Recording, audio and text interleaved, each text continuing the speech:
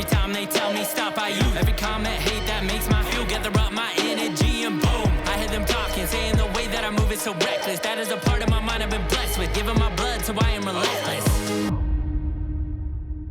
This is a Keep Hammering Collective. I'm here with Michael Chandler. You are my first guest.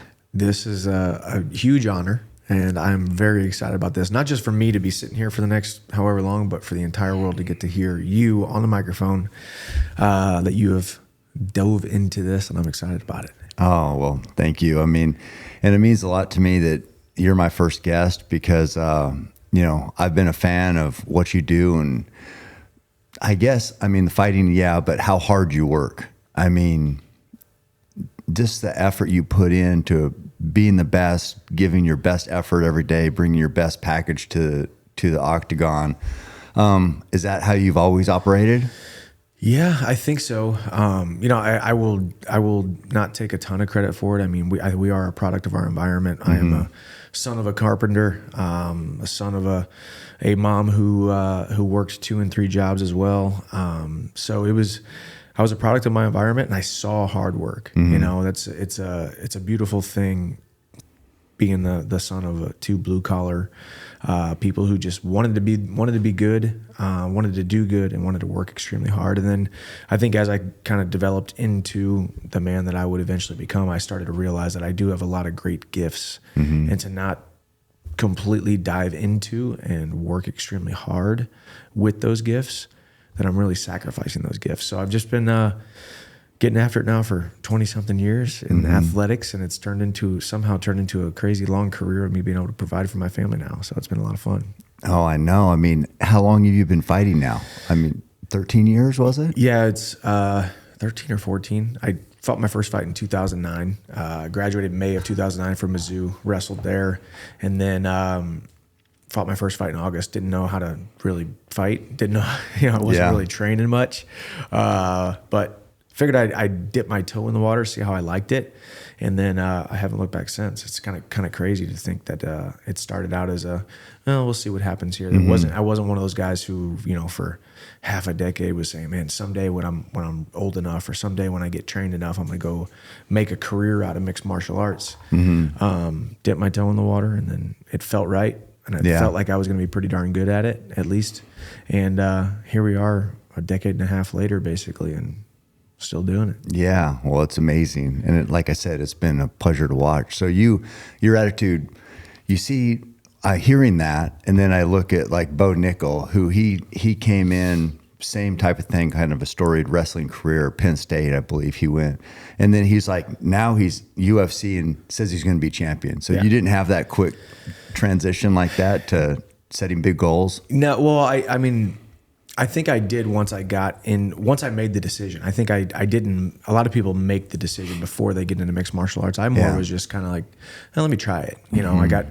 I just graduated. I had my degree. I could have been a wrestling coach. Could have stayed on at Mizzou and been a graduate assistant for a couple of years, and mm-hmm. then got a job somewhere. So I wanted to try mixed martial arts, and then just really loved it. Mm-hmm. And then about my second, third fight, I realized, okay, I think I could get a contract with one of these organizations, and mm-hmm. I think I could maybe take it to the top. And then, it kind of, the rest is history. So I dipped my toe in the water and then turned it into a long career. Who was your first fight? My first fight was Kyle Swadley, who was actually another college wrestler. He wrestled in Missouri. And I wrestled at I fought at Lake of the Ozarks, Missouri. First blood promotion. Tyrone Woodley who ended up, was a welterweight champion in the UFC. Ben Askren I wrestled with in college as well. But Tyrone was my manager for a couple of years, kind of impromptu, unofficial manager, but he really was he was the guy who would talk to the promoters and get me the fights, and then that's how I ended up getting my next 2 or 3 fights in Strikeforce, because Tyrone was signed with Strikeforce, mm-hmm. so I was fighting on undercards there. And yeah, my first fight was, like I said, I didn't have much training, so I went out there, took him down in the first 30 seconds, and then just rained down about 225 punches in about a 4-minute period, and the ref pulled me off of him. So. Oh man, and so what would that pay? Oh, that was $500. $500. And just a flat fee, no win. Yeah, no win bonus. It was $500, and then before you know it, you're paying for your hotel, you're paying for the food, and like I'm not gonna make Tyrone pay, so I'm like, here, I'll pay for your food or whatever. This is my fight or whatever. Actually, maybe back then he actually paid for himself. Like he was very he was very supportive, and he was like my big brother, like I said. But before you know it, I made like $200 net. Yeah, Well, how did it feel though? But you were making money fighting. Yeah. Well, it was kind of cool because I went from an amateur athlete, amateur wrestler, never got paid a dime for, wrestling, obviously, and then made some money as an athlete. So technically I was a professional athlete, but even though I made $200, but it was a cool transition, and it was also just there's something about fighting that we love. Whether you're there in the arena or you're watching it on TV or you get to do it, like I get to do it, or if you're just a guy or gal who trains at an MMA gym and does sparring or whatnot, there's something about it that we love, So I knew I loved hand-to-hand combat when it came to wrestling. I knew how to take a guy down and wrestle, and that was my background, obviously. But going into the cage, it was going to be different, but it was going to be very similar from the hand-to-hand combat standpoint, and I ended up loving it. Yeah. Obviously. I hope I love it because I've been doing it now for a decade and a half. Yeah. Well, it is manu, man on man, and there's going to be one winner, one loser. So it is that doesn't change from wrestling. No. So that must be different, or similar. But so the striking was probably a whole different discipline to learn. Are you still evolving as a striking, or are you there?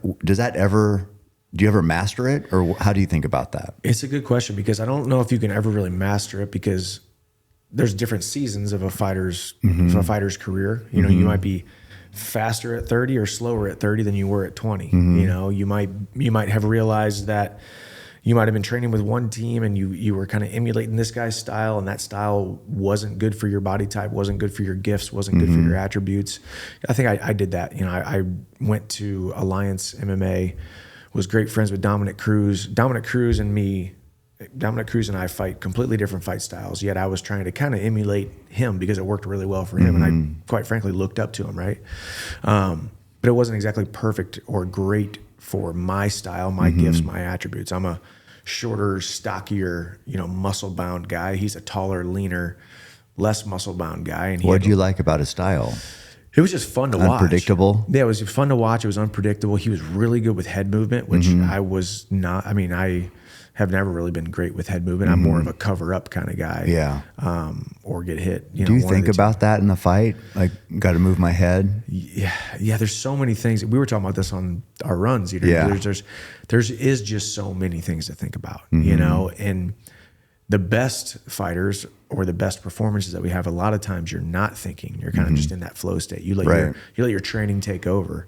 But yeah, you want to be able to think about certain aspects, And I always there's always a couple cues before I walk into the cage. Hey, make sure you tell me to breathe, because that's one thing we can forget to do. As crazy as it sounds, you can forget to breathe. Yeah. And breath and oxygen is pretty much the most important thing in there, right? But you can forget to breathe. You can overdo things. You can over wrestle. You can over strike. You can over emphasize these certain areas where you could take a little bit of a rest. Take your foot off the gas a little bit. So just breathe, and hands up is my other one. Hands up. I think for me, hands up is better than head movement because you're fighting in 4-ounce gloves. It's better to be able to block something. You have a higher probability of blocking something than you do moving your head, and because if you don't move your head, you might get knocked out. So. Yeah. So that reminds me, I always wondered about this, is like when you block a head kick, does that hurt? Every time. I mean, your arm, because your arm gets up, and sometimes I'm thinking, God, you got to feel that. Yeah, I mean, and you've seen it too. I mean, guys get knocked out with their hands up. They could have two hands up and they still get knocked out. I mean, head kicks are just, the leg, the strongest part of your body, coming up toward your cranium. I mean, it's when it lands, and if it lands, it could put you out, even if you have it blocked, even if you had it blocked perfectly. So that's the crazy thing about mixed martial arts. We talked about even like when our shins clash, Yeah. right? You know, Yeah. two guys throw a leg kick I at the asked same about time, or that. you throw a leg kick and the guy checks it. I mean, God did not create our bones to be cracking up against each Right. other, you know? So it's funny that we created this sport here on earth, and you're just like, well, you're playing with fire at any given moment. You're fighting in 4-ounce gloves. You're fighting the best guys in the world. Yeah. It's completely unpredictable. Like we talked about it, your 1,001 favorite, 1,001 underdog. It actually doesn't matter. You know, we talk about the Kamaru Usman Leon Edwards fight where he's winning Yeah. 90% of the fight, The and whole all of a time. sudden gets caught and then wakes up and says, what the heck, I'm not champion anymore. You know, but it's why we love it. Right. And even the way Kamaru responded after that was, this is why we love the sport. And Yeah. that's the kind of the mentality you have to have, or else you're just going to crawl into a hole and give up. Do you think he really does love that? Or do you think that people say what they're supposed to say? Because I don't love losing. No. I mean, well, we talked about that too. I think it's hard because you don't want to lose ever. But at some point, you know, we kind of talked about Kamaru and myself and a multitude of other fighters have been on the positive side of that. Yeah. You know, where it's you throw a punch or you throw a kick, you didn't even really know it was going to land, and all of a sudden they're on the floor, you're getting your hand raised, you're like, holy cow, I love the parity of this sport. I love the unpredictability of this sport. I love how the fights can just be over and I can get my hand raised and go collect my paycheck and kiss my wife. So you can't love and accept that when it goes your way. Right. But not also be a little bit, you hate it, and it might your inner demons start coming out where you're just like, I knew I wasn't that good. I knew I wasn't going to hang on for that long. I knew blah, blah, blah. You can't be accepting of the good and loving of the good and, take all the credit for whenever it does go good without also having a little bit of introspection and look yourself in the mirror and say, well, sometimes you're just going to get caught. Sometimes you're going to be on the crappy side of it. Yeah, I know. And as we've mentioned too, the crowd can be fickle because I see the comments and, Kamaru, he like against Covington, they would be, Colby would be like more personal. Kamaru seemed like he was more professional. And then I saw kind of the tide turn where he was defending champion, and then he was like wearing the coats with no shirts and the chains. And so then, and that's fine. I have no problem with it. I love that part. I mean, that's, you follow these personalities and these fighters because of their uniqueness. But then when you lose and you've had the chains and the jacket, then people are like, oh, see, you got too full of yourself. Is that, as a fighter, that's got to be difficult. Yeah, it is. I mean, whether you win or lose, I mean, it's at some point, and I really did realize this when I came to the UFC because it was such a bigger platform, and I've been signed with the UFC now for 2.5 years. You're just left up to so much public opinion by everybody, just by millions and millions of people. So at some point, and my personality, I want people to like me. Yeah. I want to walk into a room and people like say, I like that guy. I think everybody wants that. Yeah. Yeah. You want that. Right. And there's certain people that are far and few between, like, you're just like, doesn't bother them at all. Right. People hate them. I'm like, I don't know how you do that. I wish I had a little bit more of that, but it is tough, because you are just left up to the court of public opinion, and obviously we live in a social media age these days. We live in a day now where everybody has been given a voice with their little Twitter fingers. Yeah. They've been given an opportunity to make a comment on every single thing that you do. Right. And you could choose to either just be like, well, I'm not going to put anything out there because I don't want criticism, or you can live your life, be authentically you. The people that are going to love you are going to love you, and the people that are not going to love you are just not going to like you. It's just part of it. Yeah, that's true. And, I was thinking about that too. In a sport like your profession, losses are going to happen because if you look at it right now, if you look at the list of champions, most of them are new champions with 0 title defenses. I think, Sterling has 1. Yep. Everybody else is pretty much 0. Volkanovski has 4. Oh yeah, Volkanovski's. And so, but the point is, it's like these are all people win, people lose. There's new guys coming up. So it's not like people are going on Anderson Silva type 9-year runs of undefeated tenures, you know? Yeah. Which is a crazy, kind of a crazy time. And I don't know if it's because, you know, similar to what we've talked about too, that the sport is continuing to evolve and it's getting very crowded with the amount of contenders that there are that are good enough to actually win the fights. You know, back when you were watching Anderson Silva and you knew, love Forrest Griffin, but there ain't no way he was going to beat him. Right. You know, you look at, you know, Chael got close. But even before that fight, I was like, man, I love Chael.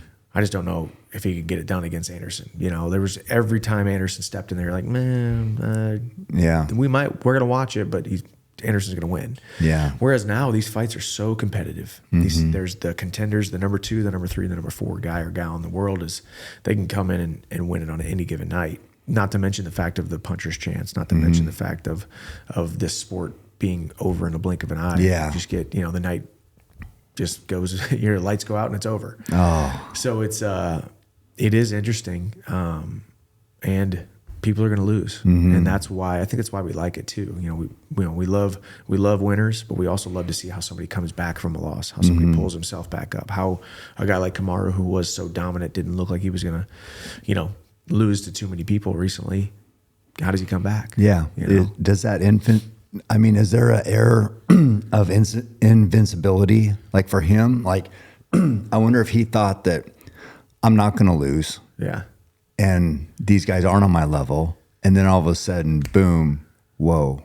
I wonder if that change how he approaches everything. Probably. I mean, that was the only time he's ever been knocked out. You know, and honestly, I think Leon just won knockout of the year too, you know, in a lot of people's eyes. So it was not only did he lose, he got knocked out, and it was a pretty devastating knockout. But you know, it's hard to talk about because, you know, you never want to see a guy lose, but it's just a part of the sport. It's just crazy. And no, I know. But it's also, if you're pursuing anything worthwhile whatsoever, if you're trying to be a man or a woman of impact, if you're trying to do something that wells something up inside of you that then in turn other people can see and it wells something up inside of them, you're leaving yourself up to not just criticism, but you're leaving yourself up to loss, to the trials and the tragedies and the valleys. You know, you're putting yourself out there. And ultimately that's, what else is life if you're not doing that? You know? So that's why I've always said that mixed martial arts and fighting is a metaphor for life. You know, the fights that we are in inside of an octagon in some arena in some city on any given Saturday night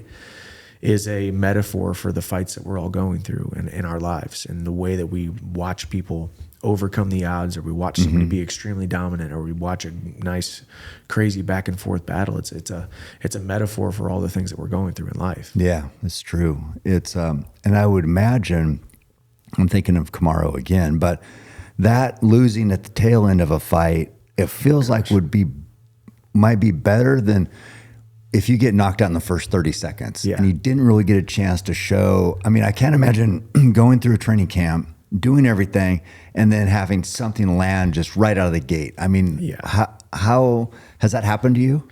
That has happened to me one time when I fought Pitbull in Bellator.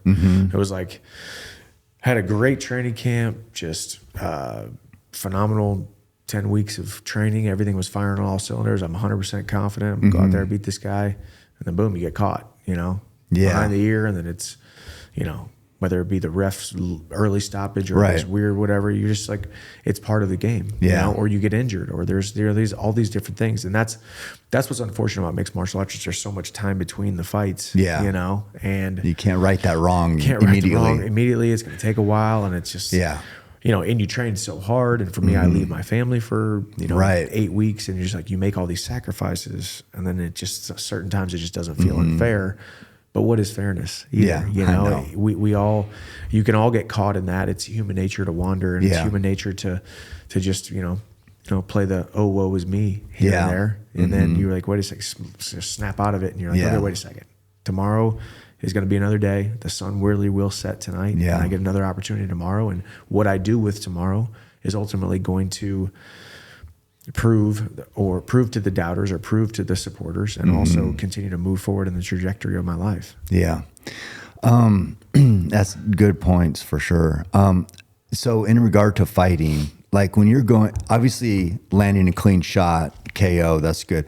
What do you think is like the most So if the damage is adding up, where do you see like the most devastating type shot? That's not a KO. Is it is it the low calf?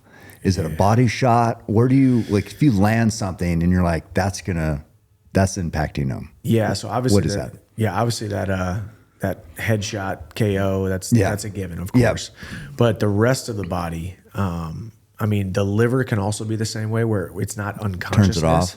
Yeah, it's not unconsciousness, but essentially your body just freezes up and seizes up. It just hurts, or what is it? It hurts really bad, and you can't breathe. But there's also like, you know how you get the wind knocked out of you, and it's almost like a panic. Right. Even if at your age you've probably had the wind knocked out of you a couple dozen times. You still feel like you might actually die. This might be the time that I'm actually going to die.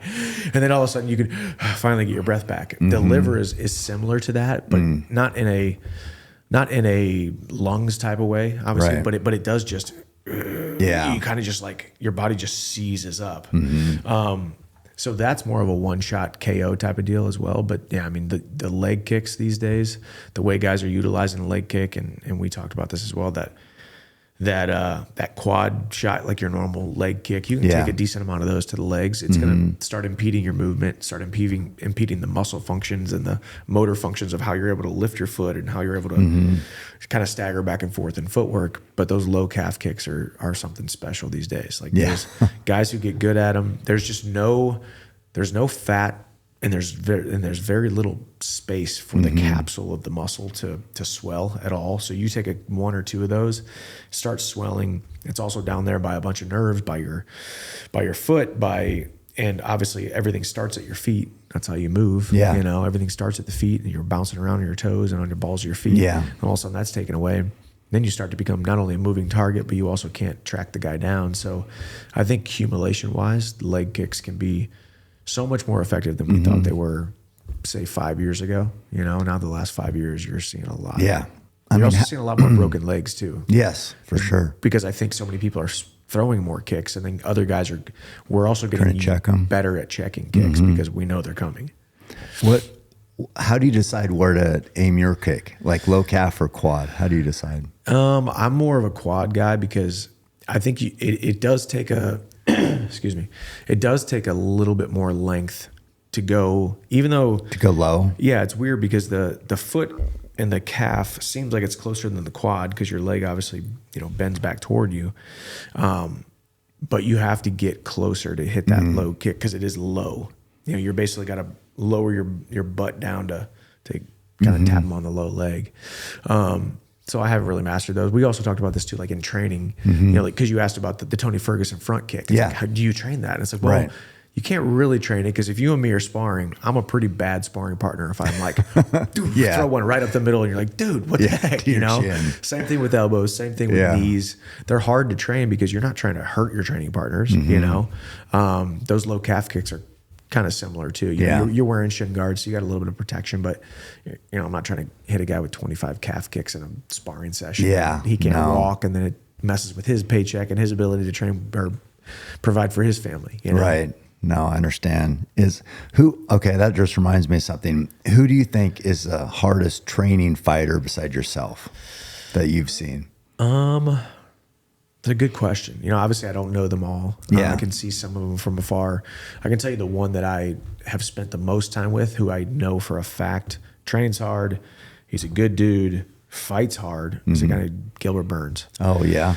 Gilbert Burns is just one of the most professional guys. And then I see him with his wife and his boys, and then I see the way that he lives his life, and I just see he just lives like a champion, and not to say that a lot of people don't, but I mean, I have been around a lot of people, and I've been East Coast, West Coast, North, South, or all around the country, training all over. And you'd be surprised how many people have a decent amount of success without really living a real championship lifestyle. And who am I to be the judge, jury, and executioner of it? Like everybody's got their own. Yeah. But from a standpoint of the whole package, Gilbert Burns is the whole package, and he's a nice guy. You met him, and you're like, man, he just seems like a really nice guy. He did. And those are your favorite ones, the ones who are like, you know what, I could sit here and have a beer with you, and we could just talk about life, and you talk about this, and then all of a sudden you watch him fight, and you're like, wait, that's the guy? Yeah. That's the guy that I like felt like I could be best friends with, and like, Yeah. I felt like he, would take care of me, and like, that's the guy out there in the cage. So living between the two extremes of crazy and humble. That is amazing.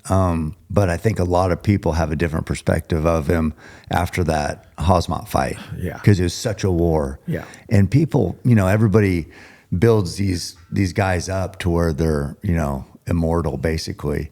And Hosmat bled. Yeah. You know what I mean? He got rocked. Yeah. And Burns looked so good in that fight. Yeah, he showed who Gilbert is. He showed that he was a champion, and just a heart of a dog. But also taking that fight at a time where nobody else wanted to fight Hamzat. Yeah. So he also had a decent amount to lose because I think Gilbert was ranked like number 2 or 3. Pretty at that high, time. yeah. I think he had just fought Kamaru for the title, so he's number 2, 3 max. And Hamzat was maybe top 10, maybe number 10, something like that. So there was a little bit to lose, and you're fighting Hamzat, who's just an absolute beast, giant, and he's big. When you talk about it, you saw him, you're like, how is this guy make 170? I know, it's insane. So the odds of Gilbert taking the fight that he probably shouldn't have been taking, he's taking on a lot of risk, and then going out there to fight the way they did. That's why we love him. Oh, man. And, I mean, he kind of showed a glimpse of that against Kamaru because he rocked him. Yep. Didn't he knock him down? He knocked him on his butt. Yep, he did. So it's like people, because they talked about, I think he's known for jiu-jitsu mostly. And so you always wonder about the hands and where are they at compared to the ground game.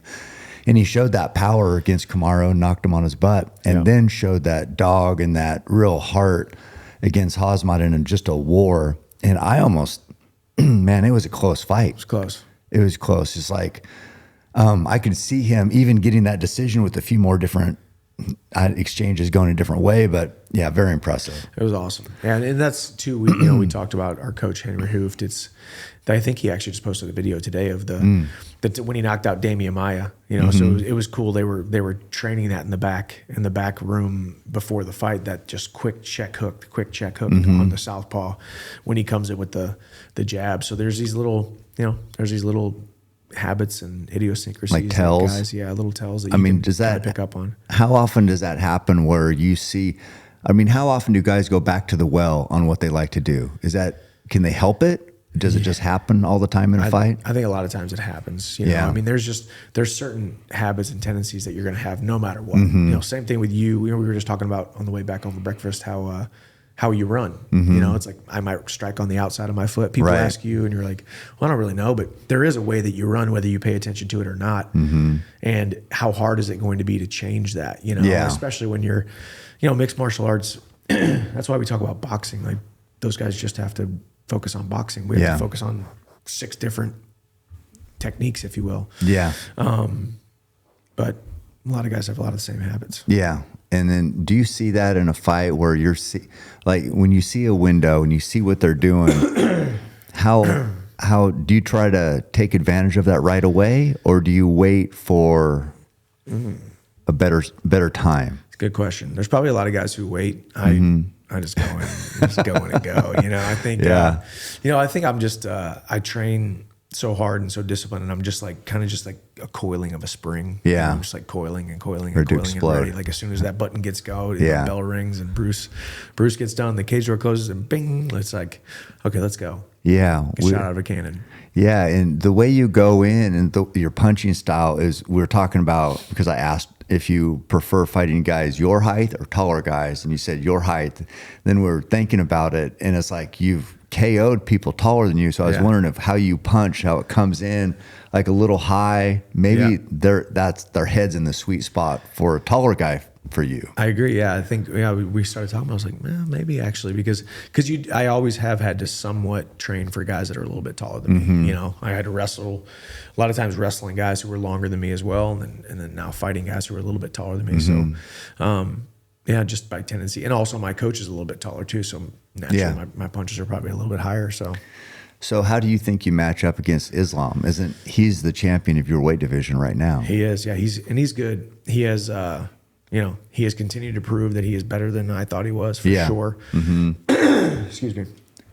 And man, he's good. He is. I think, he's not the greatest striker, if you will. Yeah. Obviously, and I only say that because his grappling is so good. You'd say the same thing about Khabib. Khabib's striking isn't that great. Yeah. But it's only because his grappling is so good, Right. So obviously that Dagestani wrestling grappling is a bear. Yeah. It's something that people crumble underneath. So we'll see what happens with him and Volkanovski here in the next couple weeks. And I think Islam has the ability to hold the title for a little while, Do you like that matchup with you and him? I mean, do you see things you could take advantage of?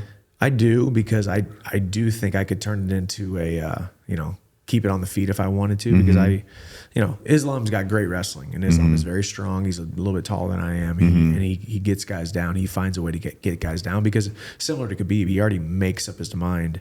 Okay, we're standing right now, but it's only until I want to take you down. Right. It's only until I shoot. It's on his terms. I think, especially with a training camp where I really focused on wrestling a ton and wrestling defense a ton, I think I could stop a decent amount of the takedowns and keep it more of a standing fight. And I think in a standing fight, I think I'm have a little bit of the edge there, both in power and just willingness to engage. Yeah. Yeah. Well, that would be an amazing fight. It'll be good. Yeah. But I lost to Poirier last fight. So it's like, well, now I'm a couple fights away from that. So I got to freaking work my way back up. Well, let's get a big payday with Connor. Oh, see, I like that. That's a good idea. Connor, July, International Fight Week. Anybody? Let's go. Oh man, how sick would that be? So in regard to training, you have a new training app, right? I do. Yeah. And tell me about that. Yeah. So I, it's been kind of a vision 10 years in the making. Ever since I really started putting out a lot of fitness videos, and people even, MMA fans give me crap too. They're like, man, do you ever train MMA? I'm like, well, I do train MMA, but it just so happens that I do have a passion for fitness, and I do think fitness just translates better to social media as well, because somebody can watch it, look at it, write it down, and use it. Whereas if they watch me hit pads or they watch me spar, it might be entertaining, but I'm not really adding them value. Right. And that's what I've always wanted to do with my platform, similar to you. It's like, how do I bring people value? What words can I say? What lessons can be taught? Or what actual practical things can I pass along to people to help them live the best life possible? So over the last 8 to 10 years, people just said, hey, when are you coming out with your training programs? When are you coming out with, program, diet, mindset, all that kind of stuff? Right. So I created an app, Walk On Fitness. We just finally got approval on the App Store and Google Play and all that kind of stuff. Turns out it takes longer to build an app from scratch, and it takes longer to get approval than you think it's going to. Okay, I see. So we started off, we have 4 fitness programs. One that's just I put you through 20-minute workouts, 20-minute circuit workouts, where there's, it's 12 total workouts, 20-minute workouts, no body weight only, no equipment needed. Then we have a 4-week upper body program, 4-week lower body program, and then there's a 6-week kind of train like me, more of a higher level program that a certain amount of people are going to want, but we really are a fitness app for everybody. If you want to just do a upper body program, you don't need to do the weights that I do, but just do the reps that I do and do the exercise that I do, and you're going to see results. And then we're going to continue to add more diet, more nutrition, eventually, supplements, eventually an online store where you can get all your supplements, get all your meal prep, everything that you need to become happy, healthy, and harder to kill. And then we're also going to have a lot of mindset stuff on there, because you are what you are and where you are because of what goes into your mind. That's right. Yeah. I mean, also with the training, you talked about meals, and you can't outwork a bad diet. Yeah. So I liked what you were saying about when you get into fight camp and those last 8 weeks. I think the first 4, you got a 12-week camp. First 4 weeks, you're just kind of getting dialed in. Last 8 weeks are pretty strict with the meals, and you just see exactly what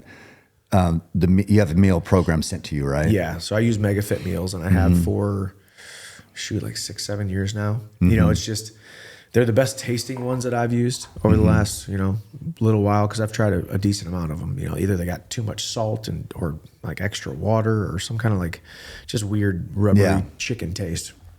MegaFit Meals is close to me as well, so it's an easy, quick ship, and then I can just tailor my custom meals to whatever I want. If I want 8 ounces of protein and 2 cups of vegetables, I can do that. Or if I want lighter ones where it's only 4 ounces of protein or 6 ounces of protein and 1 cup of vegetables, and then I kind of wake up like we talked about. I fast in the morning until after my first workout, eat my first MegaFit meal. A couple hours later, have maybe a little snack, and then have my second workout, and then have my second MegaFit meal, and then go to bed and do it all over again. Groundhog's Day, get down to 155. And then you're consuming around 2,000 calories or under? Or? Under. Yeah. Usually I think I'm usually sitting between like 12 and 1,500, which me training as hard as I do twice a day for that 8-week period is definitely working at a calorie deficit. Right. So I definitely want to make sure I increase my fats. I try to get a lot of my energy from fats. I don't do a lot of carbs in camp. Right. I don't know if that's necessarily the right thing to do, but it's kind of worked well for me, you know? So for me, if it ain't broke, don't fix it. I've done it for probably 6-7 years now. And then, just the first couple of weeks is a little tough. Yeah. Which the first couple of weeks of anything is tough. Like we talked about running, you know, my legs don't feel great from the running that we've done because I've done more running, you know, yesterday than I have in the last month or so. But it's like, if I continue to run, eventually I get used to it. Eventually I get better at it. Eventually the pain goes away, or the you know, with the diet you get less hangry. You get your body just adjusts. And I think God created our bodies to be extremely adaptable to what we want it to be. Literally make the body like your servant. You can make it that way if you just continue to do what you want it to do. Discipline, and I've said that your body will give what you ask of it. And if you don't ask much, it's not going to give you much. But if you ask a lot, just like we did yesterday and like you do in camp, your body responds. It's an incredible machine, if you will. But it's just, was thinking too, is like I might have screwed up my entire podcast potential, because we started off yesterday and we didn't plan this, but as my first guest, it's like, okay, let's make this memorable. We ended up doing a marathon and lifting weights, and it's like shooting, you know, you did a great job shooting the bow at 74 yards. And so now I'm like, okay, now this is a standard and everybody else is going to be looking at this going, are you expect me to do this? So I might have screwed myself on the podcast. Yes, to all future guests, because I know you got a list and I know you already talked to people. You don't have to do what we did. It was partly my idea as well. It was like, I think you and I have been chomping at the bit to get this, and we're like, I don't care if there's cameras here or we're doing this. We just want to do this because this is going to be fun. Do it, yeah. So it's like, but we talked about this too, the essence of who you are and how you've built this platform, and how, you know, you didn't necessarily try to do it. You're just being Cam Hanes, and I put my camera on me here and there, and people love it.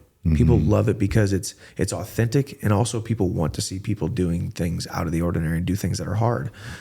You don't have to run a marathon for it to be your hard. Your hard could be something else, like we talked about. But just coming here and getting immersed in the experience, having an awesome conversation, doing something a little bit hard, but also, you know, challenges you spiritually, mentally, physically. And I think it's great that every single time it will be different. It isn't like, hey, this is what we do every time. That's right. This is the first one. This was me. And I, even for me, for my personal, I don't know, I wanted to be able to finish the marathon. Like I was like, well, we kind of were like, we know we're running again later. We're at least going to be at what, 15, 16, 17. Might as well just go to 26. Let's just do it. So last night was a doozy. In the middle of the night, basically. It was great. It's like, but I think you made a good point too. It's like when you're around people who that's okay, here's what we do, then it changes your mindset. It's like you wouldn't have, I probably wouldn't have run a marathon yesterday either by myself. You wouldn't have for sure back at home because you haven't. But together, you get around these people that elevate your game. You know, and you know, I know you made a reference of it yesterday that a rising tide lifts all boats. And it's like that was a snapshot of it. Just two guys training. It's like, hey, let's push each other. Let's do a little bit more than we otherwise would have.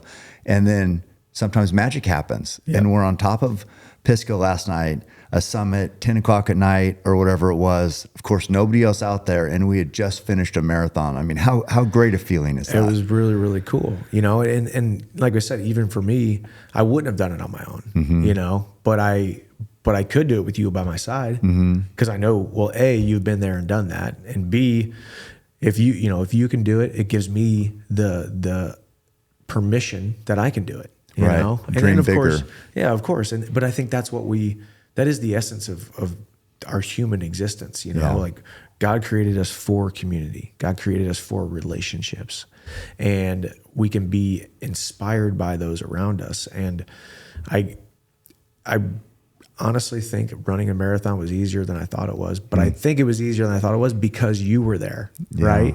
You know, if you know, next week, if I'm like, hey, I'm gonna go run a marathon by myself, it's gonna be a lot harder, actually. Right. But because I was watching your feet go, just watching them, and I could just go with your cadence, and just like, okay, we're here, and we have a little bit of conversation here and there. And a couple of those times it got hairy when we were actually climbing the mountain. I'm like, Cam, don't talk to me, you know. But you know, you unlocked my running potential by not even trying to. You were just running, but you welled something up inside of me that it was actually easier than I thought it was. Now, granted, I woke up this morning and, you know, a little sore, but it was good. We did it. We finished. Well, I think people, they get so used to this narrative where, so if you say, well, I'm going to run a marathon, people, the natural inclination would be like, well, have you even been training? Yeah. You know, they want to shoot it down before they know anything, because it's like, we're ingrained. It's like, well, that's hard. That's, you know, it takes 6 months to recover from a marathon. That's been a thing people will say. So they give you all these reasons. Do you have the right shoes? Do you, whatever. It's like, just ignore all that. And like, no, we're going to run a marathon. It might take, you know, a few hours. We're going to cover the distance and it's going to be okay. Yeah. And at the other side of it, we're going to have a whole different view on running, I guess, or what we're capable of, or if we're around certain people, what we can do together. And it's like, but you have to get going. And yes, there are excuses you can make. You can say, well, I haven't been preparing. I'm, you know, as you said, it's been the holiday season, it's Christmas, it's New Year's. I haven't been doing this. So he had plenty of opportunity to say, I'm not really prepared for this. How about if we just do 10? And I would have been, sweet, let's do 10. No biggie. But instead, your mentality and us together, it allowed us, as you said, gave us permission to do more, to dream bigger. Yeah. Well, and I also don't want to have people hear, because they know who you are. And if they watch mixed martial arts or they see mixed martial arts or they look me up, they're like, okay, this guy's a little bit kind of crazy too. Like maybe you are just starting your fitness journey. You're listening to a guy who runs a marathon a day often, and a guy over here who fights every single day, 2 a.m. You know, like, but you got to start where you're at and also just get around people. Maybe for you, for me, a huge win was running a marathon yesterday with campaigns, and awesome. Part of it was uphill.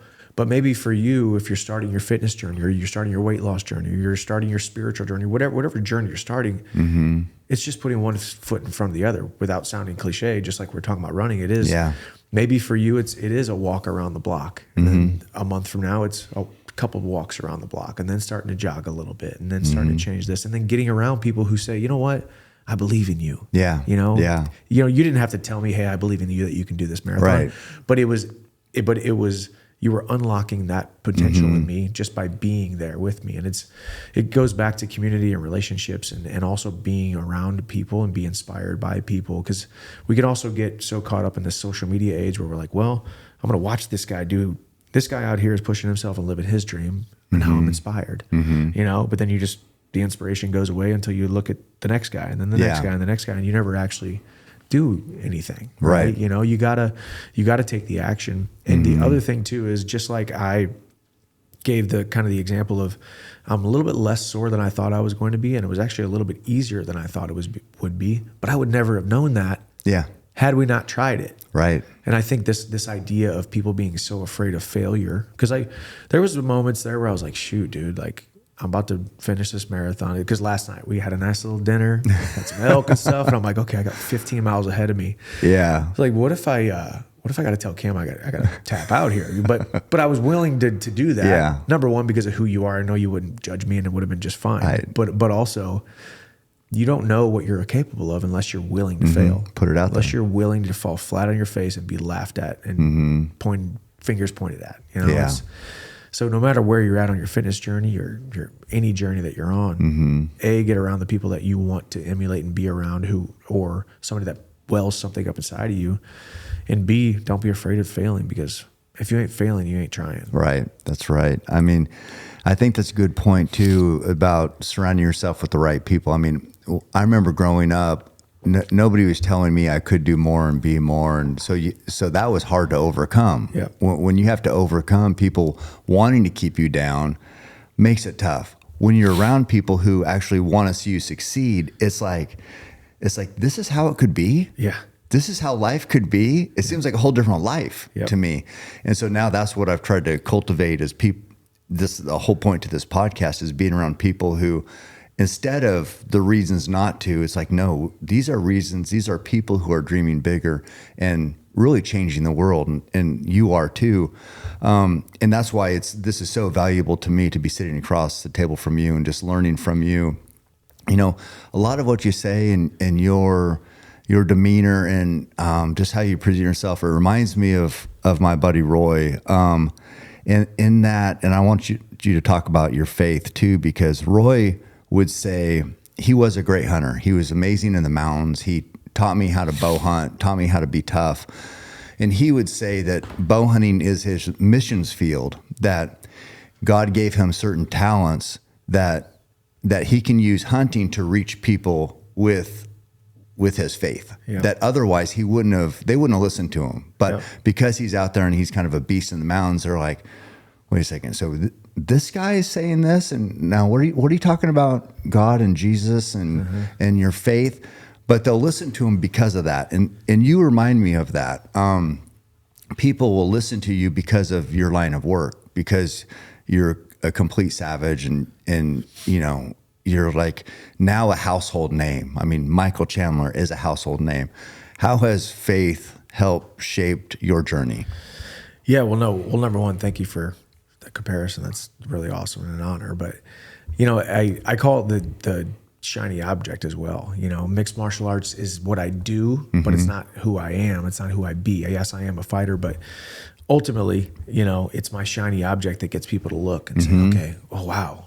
But then, oh, wait, there's some layers to this guy. There's some layers to his existence. There's some layers to his mission and his platform. It's so much different than the punches and the kicks and the knees and the elbows and getting my hand raised and being under the bright lights and being known as a quote-unquote UFC fighter. There's layers to him. How does he treat people, or how does he love his wife? How does he serve his wife? How does he love his kids? How does he serve his kids? And man, I think operating in gratitude for the blessings that God has given me has been the biggest. That's what makes me feel the most like Superman. You know, I think we get so caught up in the ego and so caught up in the me, when really there is no me without God having me in the palm of his hand my entire life. Every single season, every single relationship, every single person that's come in, even the people that have had to leave. It's been the essence of who I am, and to not operate in the gratitude, realizing that we are where we are because of the blessings that we have had and the people that have been put into our lives, and the ways that God has spoken through people, or the ways that God has spoken through tough times, great times, and you know, living in these different seasons that have been tough. You know, we talked about I lost 3 fights in a row, 688 days without a win back in 2012, 2013, you know, losing the title multiple times in Bellator and then still coming back, now being in the UFC, has some highs and some lows in every season. You know, I was actually just doing a little bit of studying, like Jeremiah 29:11.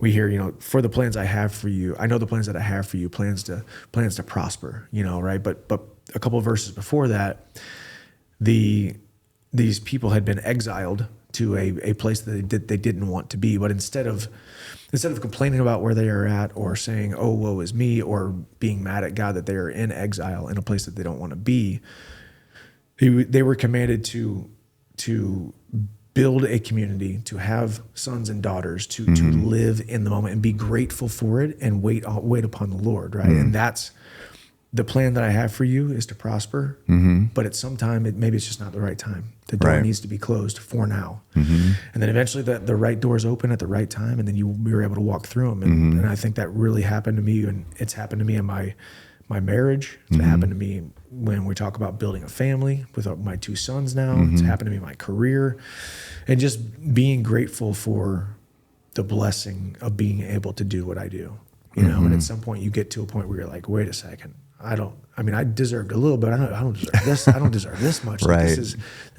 I feel so grateful for what I have. Right. You know, and a lot of times the most grateful among us are the ones that continue to get more and more and more blessings, you know. And I don't know, I've been an egotistical, you know, maniac here and there, you know, but ultimately always trying to go back to just gratitude for what God has done in my life.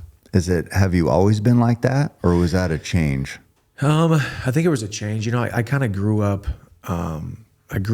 Catholic, and then really started going to church when I was kind of in high school. I got saved in high school. But yeah, I mean, ultimately I always wanted to be good, a good little boy. I always wanted to be, follow the rules and do the right thing. I cared a lot about reputation, cared a lot about, you know, the way people looked at me. But it wasn't until, you know, I really, probably this last 10 years or so, where I really realized, because, you know, you start to mature and you start to really, it's hard to have a lot of gratitude until you've been through a lot of stuff. You know, without the bad days or without the valleys, you can't really enjoy and be grateful for the peaks and be grateful for being on top and be grateful for the triumphs, you know?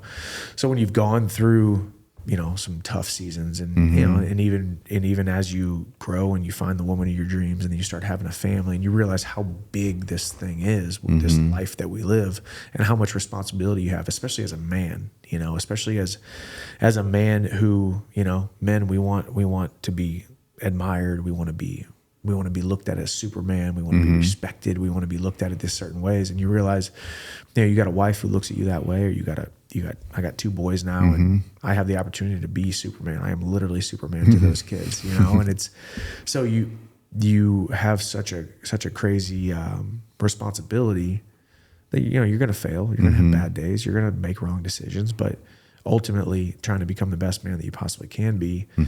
And I think to whom much is given, much is required. Right. You know, and I think that's the culmination of, with each year and each new rung that you climb and each platform that gets bigger and bigger, you start to realize, you know, I have been given much, so therefore much is required of me. Obedience and perseverance, and then also just trying to live a life that people look at and say, okay, I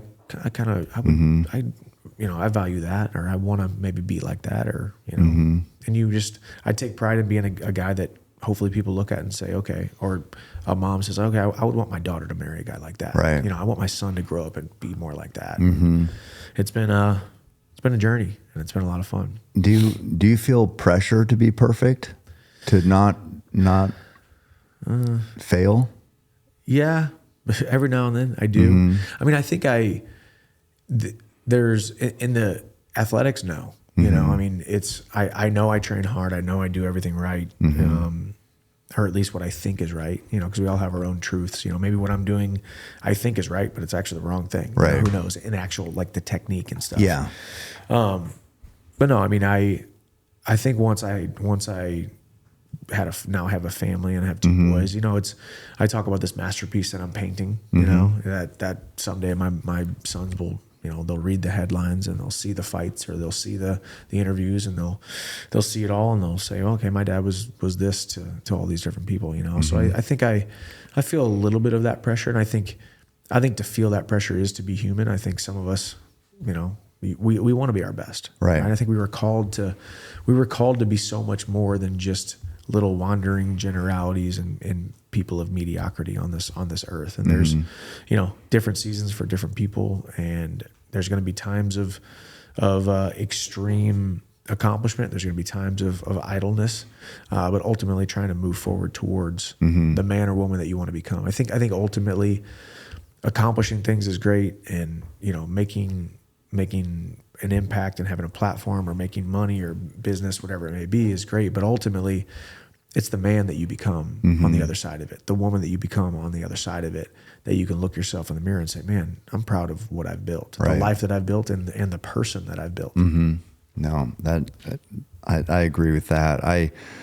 As a father, how do you see that going down? Because I know as a dad, for me, it was hard with your attitude about pushing hard and, you know, nobody's going to outwork me type thing. I know I questioned myself whether I was pushing my kids too hard too, because everybody's different. So it's like, how do you see, because how you are, your personality, how do you see that translating to how you raise your kids? Yeah, no, it's true. I mean, I think that's a hard balance. It really is, because ultimately you want to make them earn things, because that's what happens with each generation. That's what success is. Your next generation having it better than you did. Right. But better doesn't necessarily mean easier. You know, like I just heard, I think it was Damon John interviewing Shaq the other day, and it's like, well, Shaq's got hundreds of millions of dollars. How do you make your kids have the same work ethic that you did? And you're like, well, make them earn it, you know? So I don't know what the right answer is there, but finding these little ways that you can make them earn things or give them responsibilities, or, you know, I think they're going to know who my wife is a grinder as well. You know, she likes to work. She likes going to work and creating something and bringing home a paycheck. She gets value out of all of that, and I would never take that from her. So I think our sons are going to see the way that we kind of push ourselves. They're going to see the way that we live our lives, and I think ultimately they're going to be drawn to it whether they want to or not. Right. You know, there's going to be instances where I step up and I just go do, and I lead by example. Right. And don't say a word, and then see how they respond. I think, you know, I do that right now. We just got a dog a couple months ago too, and it's our son Hap said, well, I'll take him out and run him every day, and take him out to go to the bathroom and whatnot. Yeah. And there's times every now and then that he doesn't. And instead of every now and then, it's like, hey, buddy, it's a good opportunity to say, hey, this is your responsibility that you said you would do. And it's very important to be a man of our word. And that's what Chandlers do. We are men of our word. But then there's also times where it's like, you know what, buddy, I got you. I got this one, right? Yeah. And then he can see, which is funny. I think it's happened probably now 5, 6, 8 times. And the majority of the time, I'll take him out there. And a couple minutes later, that door opens, and here he comes. And he's like, kind of like, I realized that I didn't want you to do this for me. And it was a lesson in and of itself that I didn't have to say anything aside from, well, number one, that's what God does for us all the time too. Hey, son, just sit here. I got this. Right. And then it makes you feel that gratitude, right? The love of a father, right? And so even here on earth, and me doing that, and this is just one small example, but I think that's a pretty good little kind of metaphor, if you will, that sometimes there's the, hey, you need to be told that this is your responsibility and you have to do this. And then sometimes it's like, you know what, I'm going to do this one for you, and you're going to watch me do it, and then you're still probably going to come around anyway. Yeah. You know? Yeah. No, so it's a tough, delicate dance. It is for sure. I mean, I think the biggest part is that you're leading by example, because I think as parents, a lot of times people say what they want done and they're not doing that themselves. Yeah. You know, I've caught myself in that too, you know, or even just the wounds of your past, or the way that you were parented, or these different things that irk you about how your child responds or acts, or, you know, so you really gotta, it's funny too. It's like we're leading them and we are taking care of them, but we're also learning at the same time as well. You know, I can learn things by how I respond or react to the way my son is doing whatever he's doing. And I can learn things about myself, because it's still new to me. You know, he's only 6 years old, so I'm still in with each new season and each year that goes by, he's changing and he's growing. And there's going to be things where I'm like, oh shoot, okay, I might need to look at this and look at myself in the mirror about why that one thing kind of bothers me. Yeah. You know, so it's kind of interesting. It is. It's like, I know as a young parent, I remember, you know, nobody ever asked me about my grades, right? Nobody never came up. Didn't matter if I failed, got straight A's, was never thing. So then as a parent, you're like, oh, I'm going to be on my kids about their grades. So then it's like, why'd you get a C? Why'd you get so then you're like way overboard. It's like, okay, all we needed to do was show that we care Yeah. and we want them to succeed. Don't have to be a tyrant about it to offset that nobody ever cared. But so it's like, that seems like the overcorrecting part is the mistakes I made anyway as a parent. It's like, nobody ever cared about me. I'm going to care so much. I'm going to drive these guys crazy, these kids crazy. No, that's an interesting, it's a perfect example of, you know, like what you just said, like your experience and because we all have these things that we're working through, no matter what age that you're at, you know, and that's why it is so important to, and obviously the fact that your parents didn't care about your grades, I don't really think that's a wound that you needed to really heal necessarily. It just created something in your parenting style, right? But I think it's one thing that as human beings that we don't address enough is that we do all have these wounds, and we do all have these things about us that we need to fix, or that we should fix. And maybe it doesn't need to be today, maybe it's going to take time, or maybe it needs to, you know, things need to work themselves out. But really working on yourself and working through the things that you've been through, whether they are traumatic or they're just little things about you that, you know, could be improving, you know. And I think that's one thing about, I mean, obviously the way that you live your life. I mean, you lift and run and shoot every single day, but it's all in order to continue to get better. You know, there's all A plus B equals C. If I do this, I'm going to be more capable in the woods. I'm going to be more capable on the trails. I'm going to be more capable in life, you know. So it's trying to find your best version of yourself with each new season that comes along. And that's what growing up is, which is crazy. Well, I just know for me, I don't feel like I have any natural talent, but it's like nobody can really question hard work. Nope. It's like, what can you say? You're expending too much effort. You're working too hard. You shouldn't work so hard. People don't really say that. They can criticize a lot of other things, but that's like, if they're going to say, hey, you're working too hard, I'll take that. Yeah, exactly. I'll take that all day. That's one criticism I'll take all day long. You're doing too much. Well, yeah. That sounds like something that someone who's not doing enough would say. That's usually to how a guy like me. But it's still, you know, words still impact us. It's crazy how, you know, you're like, you know, well, this person, you shouldn't care about what this person says, but how we're built as humans, words have impact, have meaning, and they shape us and can influence us. Yeah. It's tough. Well, yeah, and it's kind of what we were talking about this the other day about just since we all are so connected now via social media, there could be someone all the way across the country that I will never, ever step foot within 100 miles of, 1,000 miles of, who could write a comment that would somehow I read and it will affect my day. And it's how we kind of talked about too, going back to God created us for relationships, created us for community. We used to be in these small communities where, you know, if you and me are both living here in the same city and we're friends and we're hanging out and we're getting coffee a couple times a week or whatever, you say something, it's like, that means something. Yeah. Because we are in community. We are in relationship. You are a part of my life. And now there's so much outside noise from so many people that, well, we talked about too, I don't even know if half of these accounts are even real on social media. You know, you're like, is this a real person or a bot or whatever it is? So it's hard. And words are, you know, the most impactful thing in our life. They really are, especially the ones that are the closest to us, said from the people that are closest to us, but even just the chatter, you know, because you can read something enough to where you actually believe it. Something completely fake, false, not true about you or whatever, and you can read it so much that it becomes a reality. And it's just that human nature. You scroll past all the positives and then you stop on the negative. And what I do to myself to try to justify it, that I shouldn't be listening to this guy's. So I'll click on their profile, and normally it's nothing, like no post or whatever. So it's easy to write that one off. But you have to click on it to see like, okay, who's saying this? And is there any weight to this at all? Usually there's not. But then if it is somebody, then I'm like, why? This guy seems legit. Why is he saying this about me?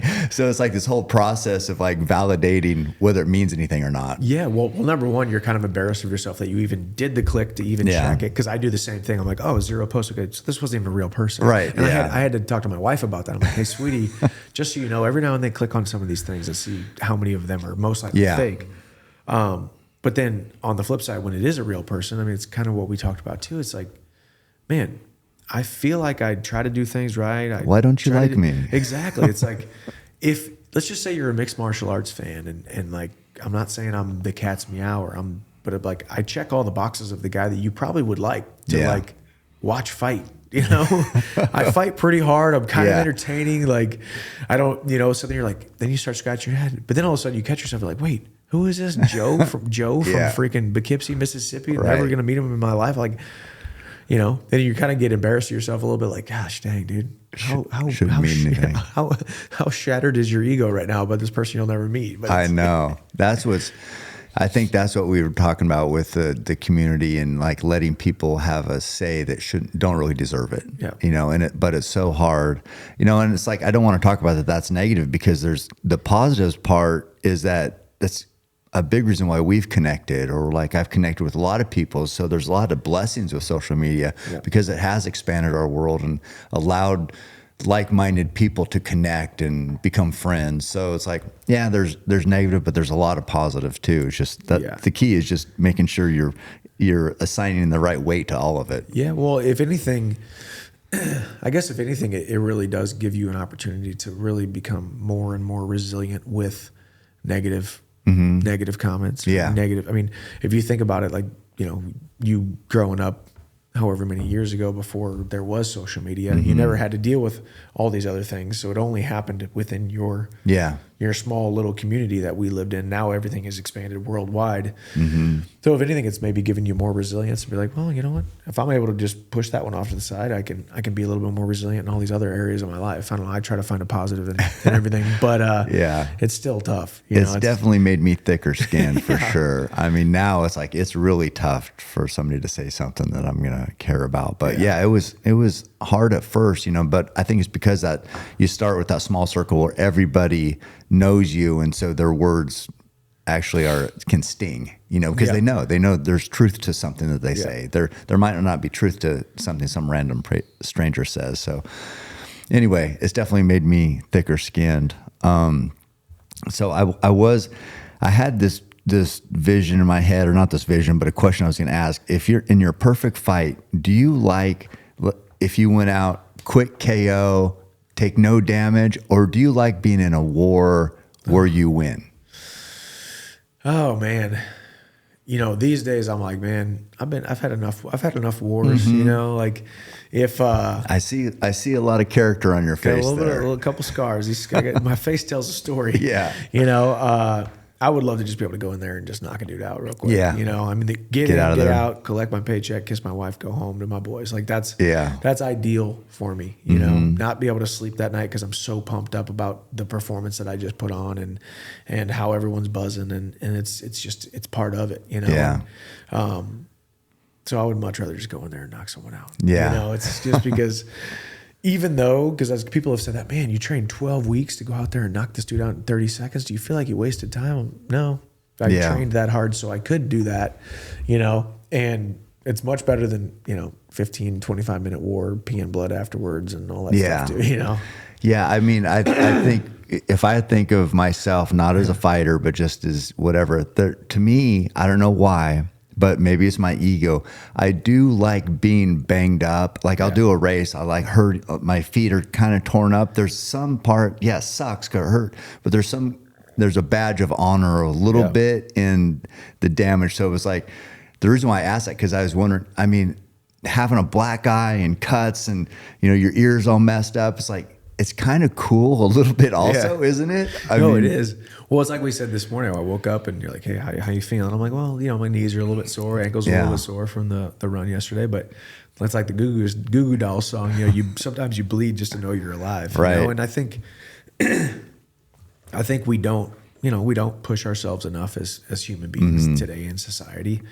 I mean, I wonder how many people out there haven't even been sore or broke a sweat or gone through something where they're like, man, I worked so hard. It wasn't like I banged my knee on a coffee table, like an actual, like, hey, the result of the workload that I put in resulted in me feeling this way. Yeah. There's a lot of people that never have felt that in a long time, you know, since high school football, and they're like 50 years old now. Yeah. I'm like, dang, man, I need to do something. But so I think there is this, you know, we talked last night on our run too. One of my favorite books of all time was John Eldredge's Wild at Heart. And every man, it's a book about how God designed a man's heart. And every man needs a battle to fight, an adventure to have, and a beauty to win. And these days, the battles to fight are far and few between. The adventures that we have are far and few between. And obviously, the beauty to win is, you know, finding the woman of your dreams. But the battle to fight and the adventure to have are far and few between for men and just human beings in general. And, you know, a guy like you're basically going on having a battle to fight every time you run a marathon or every time you run Mount Pisgah, or having an adventure, because even though you're running the same trails, it's an adventure every single time. There's something different every single time, whether it's the push weather, yourself. You know, and that's not to toot your horn or my horn. Like that's the other thing too, is it could be anything, you know, just as long as you're just changing up the everyday mundane part of life, because that's what people complain about. Every day is the same, and Groundhog's Day. And it's like, well, the world is your oyster. Yeah, you know, like you, and especially if I'm sure a lot of your viewers are American. They live in the greatest country on the planet, and it's a free country, and you can literally do whatever you want. Yeah, aside from breaking the law, you know, you can do anything that's legal. You can do whatever you want. Yeah, you know. Yeah, that's true. So I guess it'd be like, maybe a little damage. Not like all busted up where you got to wear the mask in front of the kids. Like I've seen that before too. The way I look at it is, like, I've wanted to be attacked by a bear, not killed, but like just a cool scar here. Really cool scar. It's like we just want a little bit of bang up, little sacrifice shown, but not too much. Don't take my arm off, please. No, I like that. Yeah, I think a first round quick knockout, but like maybe like a little black eye. Yeah, that tells a story. There you go. Like I was in a fight. Well, you have that iconic photo too. I think it was after a Bellator fight where the blood's coming down. That was cool. That's a badass picture. Yeah, I mean, you know, a picture like that where you're just like, okay. You know, I can live with that.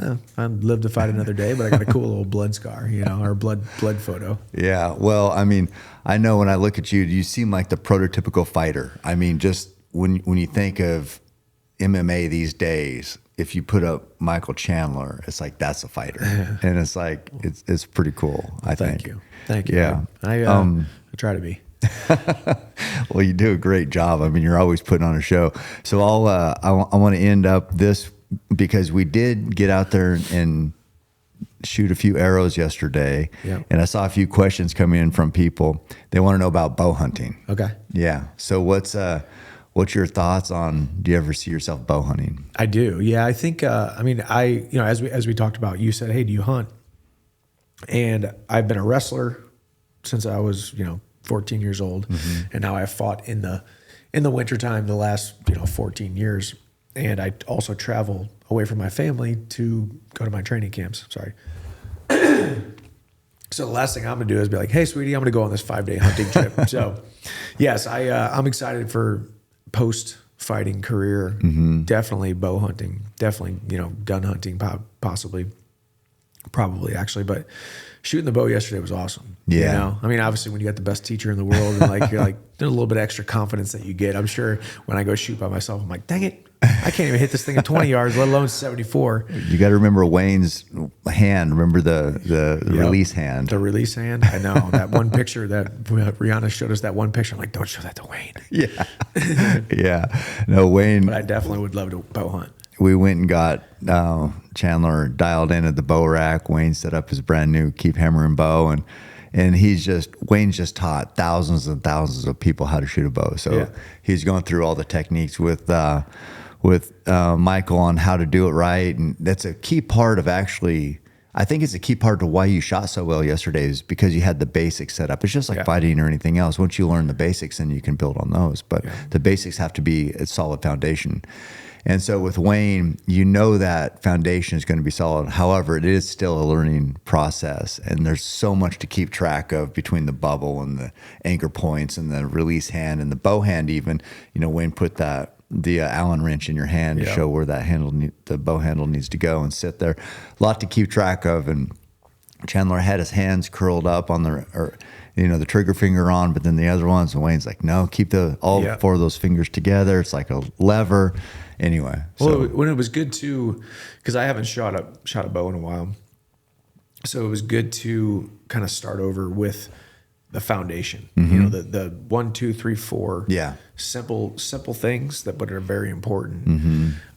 Instead of me going out, if you send me the bow and I'm like, okay, I'm gonna go shoot it, and I shoot it for a couple days by myself, then I have to unlearn the bad technique that I've probably created over the last, couple times that I shot. Because ultimately, I would probably shoot a couple good shots. I'm like, okay, so I'm pretty good at this. Yeah. But then I come over here, and he's like, okay, you're doing this, and this wrong, and those are pretty important things. Yeah. Well, I mean, that's another big part of what I want to do here is just sharing archery and what it means to me with my guests, and going down to the bow rack, which is where I learned to shoot a bow, and then getting out there and getting a good visual of putting that balloon on the target way out there and watching that arrow fly and hit. So cool. Yeah, it's so fun. It's just cool. It's just such a powerful visual that watching that balloon pop after a long shot, it's pretty fun. I know. Yeah, I watched the video about 25 times now. I'm like, it's so cool.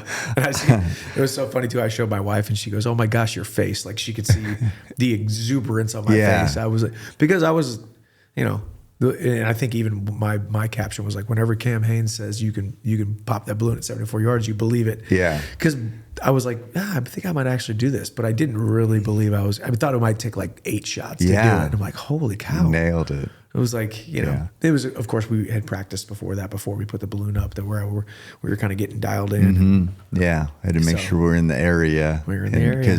Because where we set up the bow yesterday or the day before at the bow rack was we shot out to 20 yards. So once you take that out, 4 times that distance, you just got to make sure everything's still working like it's supposed to. And it was, and that bow shot great, but it's because you were making perfect releases and it was so accurate. Even after the balloon popped, I mean, we did that a few times, but then you kept shooting and making great shots. And in the lung area of the bighorn target at long distance, time after time. It was very impressive. It was pretty cool. No, it was, and then once again, just trying new things, trying new things with people that are good at those things, ultimately brings your level of awareness and your level of ability up. It's kind of crazy, It's like almost like this weird supernatural thing, because if I was out there by myself, there is no confidence with the cues that you were giving me, and even me also having watched you shoot on that range 1,000 times on social media, so it was cool. It was so fun, man. Well, it was great because there's a lot of long time archers that if you put that target out there at 74 yards, they would miss it multiple times. I mean, it's a long shot. It's not easy. So, I mean, for you to be able to master that as quickly as you did was, I mean, it's a good testament to, I guess, your hand-eye coordination, your ability, but also your, I think following instruction is a key part of learning any new task. Yeah. And having, like Wayne as the right teacher definitely made a difference. Yeah, it's kind of how I've made my living the last, since I was 14. It's like, hey, you're the coach, you're the expert. Yeah. You tell me what to do and I will, I'll do it. I'll trust you. If you say run through that wall, I'll run through the wall. It's probably going to hurt. I probably know it's going to hurt, but I'll run through the wall if you want me to, So it worked out well and the balloon popped. Yeah. Oh, I loved it. Well, Michael, one way that I'm going to end each podcast, because this is such a huge part of my life, but this is how we're going to do it. I'm going to give you your Keep Hammering bow. Oh my goodness. And welcome you to the Bow Hunting Brotherhood. This is amazing, dude. Let's go. Yeah. And that's beautiful, by the way. Absolutely beautiful. Oh, that origin camo's looking sick. Origin camo. Yeah. The old Fast Eddie Spot Hog. Yeah. It's so funny. Like, to all of us and the millions of listeners that you have too, it's like they know all these little things, the release products you use, the products you use. It's so awesome. You mentioned the release. Yeah. I mean, the wise guy. Yeah. That was funny. But so that's your very own Keep Hammering Hoyt. And now that's the biggest part. Now we just need to make the hunt happen. Hey, let's go. I know. I try to get you. Hey, let's go tomorrow morning at 5 a.m. I know there's nothing in season right now, but let's just go walk around the woods with our bows. I know the bulls don't have antlers right now, but I want to feel like a man. Yeah, we did talk about that too, how they lose their antlers every year. So yeah, it'd be tougher to find a big bull right this time of year. Exactly. Well, thank you so much. This is an honor. Oh, likewise. Every step I take, I move my truth. Every time they tell me stop, I use. Every comment, hate that makes my feel. Gather up my energy and boom. I hear them talking, saying the way that I move is so reckless. That is a part of my mind I've been blessed with. Giving my blood, so I am relentless. My fault, they want someone to blame. They sent their hate, it fuels my pace. I am Roy Tough, I am the change, the fuel in dirt. Feeling like Cam Hanes.